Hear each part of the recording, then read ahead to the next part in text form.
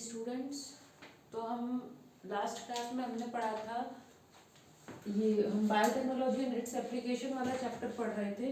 Last class में हमने ethical issues के बारे में देखा था। ये जो बायोटेक्नोलॉजी से रिलेटेड क्या इथिकल इश्यूज हैं ये देखा था हमने, ठीक है ना। आज हम इस चैप्टर का लास्ट टॉपिक देखेंगे, बायोपायरेसी। ठीक है, बायोपायरेसी का क्या मतलब है? पायरेसी का क्या मतलब है? जैसे किसी चीज को रॉब करना, रॉबिंग समझते हो आप लोग? रॉबिंग मतलब होता है लूटना, रॉबर्स, ठीक है ना, लुटेरा, उस टाइप से, ठीक है। तो अब बायोपायरेसी में क्या है, कोई बायोलॉजिकल प्रोडक्ट होगा, ठीक है ना, उसकी पायरेसी हो रही है। कौन करेगा? तो यूज ऑफ बायो रिसोर्सेज, ठीक है। कोई बायो रिसोर्सेज का इस्तेमाल किया किसने? मल्टीनेशनल कंपनीज हो सकती हैं या कोई ऑर्गेनाइजेशन हो सकता है, बिना ऑथोराइजेशन के, ठीक है। जैसे मान लो एक कंट्री है, उसमें कोई प्लांट मिल रहा है, ठीक है। उस प्लांट को चुपचाप किसी दूसरी मल्टीनेशनल कंपनी ने या ऑर्गेनाइजेशन ने चुपचाप उसको बिना उस कंट्री की ऑथराइजेशन से, मतलब जो ऑथराइज करता है इस चीज के लिए, बिना ऑथराइजेशन के वो मल्टीनेशनल कंपनी उसको एक्सप्लॉइट करने लग गई, ठीक है। तो उसको हम क्या बोलते हैं? बायो पायरेसी बोलेंगे, ठीक है। विदाउट ऑथराइजेशन, मान लो जैसे कोई आया है यहाँ पे, फॉरेन से कोई आया है, तो वो पर्सन लेके चला गया कोई प्लांट चुपचाप, और फिर उसको वहाँ पे उसने एक्सप्लॉइट उगा लिया, या वो नेटिव तो था दूसरी कंट्री का, उसका कोई सीड लेके चला गया, वो उसको वहाँ पे ग्रो करना स्टार्ट कर दिया, और यहाँ के लोगों को आइडिया ही नहीं उस दूसरी कंट्री के, ठीक है। तो बिना ऑथराइजेशन के, proper authorization from the country and the people concern, मतलब जिस कंट्री से, जहाँ उसके लोगों से बिना कुछ पूछे, बिना उनके कंसर्न के चुपचाप मल्टीनेशनल कंपनी या कोई ऑर्गेनाइजेशन या कोई दूसरी कंट्री प्रोडक्ट को यूज करने लग जाए, उसके बायो रिसोर्सेज को यूज करने लग जाए, ठीक है, उसको हम क्या बोलते हैं? Bio piracy. जैसे मान लो ये दो कंट्रीज हैं, ठीक है, यहाँ पे कोई एक प्रोडक्ट उग रहा था, ये यहाँ पे चला गया, अब ये यहाँ पे बिना इसको पता इस्तेमाल कर रही है, तो इसको क्या बोलेंगे हम? Bio piracy. अब जैसे ये लोग, कोई दूसरी कंट्री उसको इस्तेमाल कर रही है या कोई मल्टीनेशनल कंपनी ऑर्गेनाइजेशन उसको यूज कर रही है, तो कुछ तो कंपनसेशन मिलेगा, कुछ पेमेंट मिलेगा, वो नहीं मिल पा रहा क्योंकि उसको पता ही नहीं है, उस कंट्री को इसके बारे में जानकारी नहीं है, वहाँ के लोगों को जानकारी नहीं है, ठीक है। तो जो एक्चुअल में पे करना चाहिए वो उनको मिला ही नहीं, ये ठीक है। तो इसको हम क्या बोलते हैं? Bio piracy.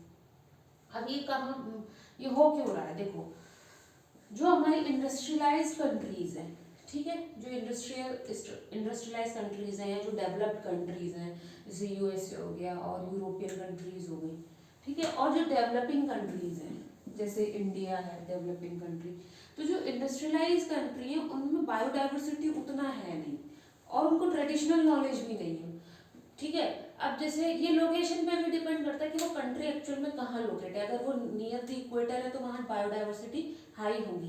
जो टेम्परेट रीजन में है कंट्री, जैसे मान लो ये हमारा ग्लोब है, ठीक है, तो जो इक्वेटर वाले रीजन में वहाँ पे तो ऑब्वियस बायोडाइवर्सिटी हाई होनी, और जो इस तरफ है या इधर है, यहाँ तो आपका साउथ पोल है, यहाँ तो नहीं है, पर यहाँ पे जो कंट्रीज है, ठीक है, यूरोप में जो कंट्रीज हैं, तो वहाँ पे क्या है, थोड़ा सा लो होगा बायोडाइवर्सिटी।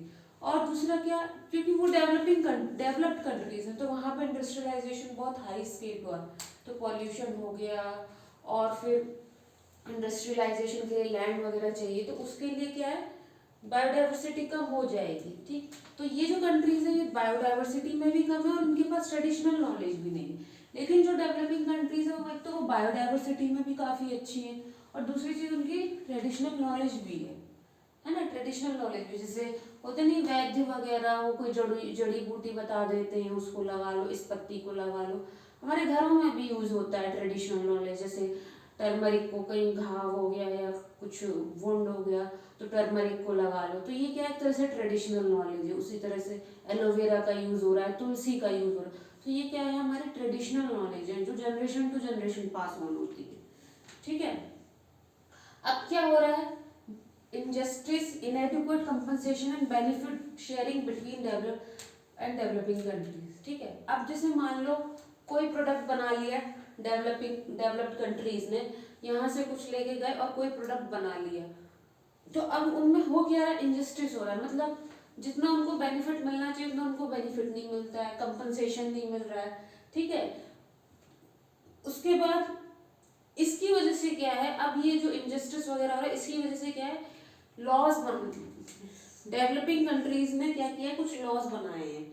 ये जो अनऑथराइज तरीके से किसी बायो रिसोर्स को ले जाना और कंपनीज द्वारा यूज करना, उसका एक्सप्लॉयटेशन करना बिना पीपल के कंसर्न के, बिना उस कंट्री के जानकारी के, तो उससे बचने के लिए क्या है, उसके लिए क्या बनाए गए हैं, कुछ नियम बनाए गए हैं, कुछ लॉज बना रहे हैं, ताकि ये जो अनऑथराइज एक्सप्लॉयटेशन है इसको क्या है, रोका जा सके। जैसे इंडियन पार्लियामेंट ने second amendment of Indian patent bills, ठीक है, इंडियन पेटेंट बिल्स था, उसमें सेकेंड अमेंडमेंट किया है, उसमें इन्होंने ऐसे जो इश्यूज हैं, जो अनऑथराइज्ड एक्सप्लॉयटेशंस, बायो रिसोर्सेज के अनऑथराइज्ड एक्सप्लॉयटेशन से रिलेटेड जो इशू है उनको कंसीडर किया है, ठीक है।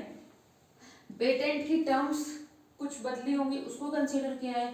इमरजेंसी प्रोविजंस क्या है, मान लीजिए कोई लेके चला गया, अब उनको पता चला तो तुरंत क्या करना है, या फिर अगर कोई रिसर्च एंड डेवलपमेंट करना चाहता है किसी बायो रिसोर्सेज में, तो उसके लिए क्या इनिशिएटिव लेना चाहिए। इस सब के लिए अब ये जो अनऑथराइज तरीके से जो बायो पायरेसी होती थी उसको रोकने के लिए क्या किए गए, कुछ लॉज बना रही हैं कंट्रीज, ठीक है, और उसमें ये सारे जो इश्यूज हैं इनको कंसीडर किया जा रहा है।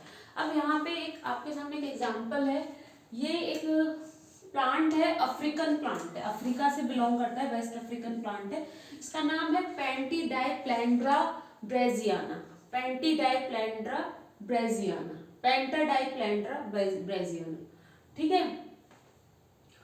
अब इसमें एक प्रोटीन है जिसका नाम है ब्रेजीन, ठीक है, ब्रेजीन प्रोटीन है, ये 200 गुना 2000 टाइम्स स्वीटर है देन आपकी जो नॉर्मल शुगर है, जो हम केन शुगर बनाते हैं उससे 2000 टाइम्स स्वीटर है, ठीक है।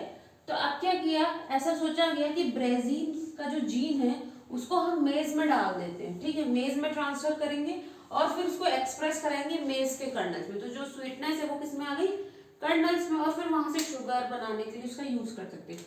लेकिन अब देखिए ये जो ब्रेजियाना प्लांट है ये है तो अफ्रीका का, लेकिन इसका जो जीन एनकोड कर रहा है ब्रेजीन, ये किसने पेटेंट करा लिया, यूएसए ने, ठीक है। तो ये जो ब्रेजीन प्रोटीन है ये यूएस में पेटेंट हो गई है। अब है वो प्लांट भले ही अफ्रीका का, लेकिन अफ्रीका के लोग उसको उसमें से इस जीन को निकाल के इसमें एक्सप्रेस नहीं करा सकते, क्यों, क्योंकि ये जो ब्रेजीन प्रोटीन है ये किसने पेटेंट करा लिया है, यूएसए ने, ठीक है। तो ये एक्चुअल में बिलोंग किसको कर रहा है, अफ्रीका को, लेकिन पेटेंट कौन करा रखा है, यूएसए। तो जो वहां के नेटिव लोग हैं, जो वहां के लोग हैं वो उसको यूज ही नहीं कर पाएंगे, है ना। तो इन सब चीजों से बचने के लिए फिर क्या है, कुछ लॉज बनाए जा रहे हैं। जैसे हमने लास्ट क्लास में हमने पढ़ा था बासमती के बारे में कि एक बासमती की वैरायटी डेवलप की गई और फिर उसको यूएस ने पेटेंट करा लिया, ठीक है। तो ऐसे बहुत सारे एग्जाम्पल है। इसी तरह से नीम के केस में, इसी तरह से टर्मरिक के केस में भी कोई जीन कुछ कोड कर रहा है उसको पेटेंट करा लिया, अब उससे जो भी प्रोटीन है बन रहा है उसको कोई यूज ही नहीं कर पा रहा क्योंकि पेटेंट किसी दूसरे कंट्री के पास, भले ही वो जो प्लांट है वो किसी दूसरी कंट्री को बिलोंग करता है, उसका नेटिव है, लेकिन वहां के लोग फिर भी उसको यूज नहीं कर सकते, क्यों, क्योंकि उसका पेटेंट करा दिया गया है, ठीक है। तो इन सब चीज़ों से बचने के लिए कुछ लॉज लाए गए अपनी कंट्रीज द्वारा, अलग अलग कंट्रीज ने अपने अपने लॉज निकाले, ठीक है। तो ये जो था चैप्टर आपका बायोटेक्नोलॉजी एंड इट्स एप्लीकेशन, अब ये खत्म हो गया है। अब हमारा ये जो यूनिट था बायोटेक्नोलॉजी, इसके दोनों चैप्टर कंप्लीट हो गए हैं, ठीक है। अब इसके बाद हम एक क्लास, अब इसके बाद हम अगर आप लोग कहेंगे तो एनसीईआरटी के क्वेश्चन आंसर्स में सॉल्व करा दूंगी, और अगर आप लोग चाहते हैं मैं उन पर वीडियोस अपलोड करूं तो आप मुझे कमेंट सेक्शन में डाल सकते हैं कि आपको एनसीईआरटी के इन दोनों चैप्टर्स के क्वेश्चन आंसर्स चाहिए।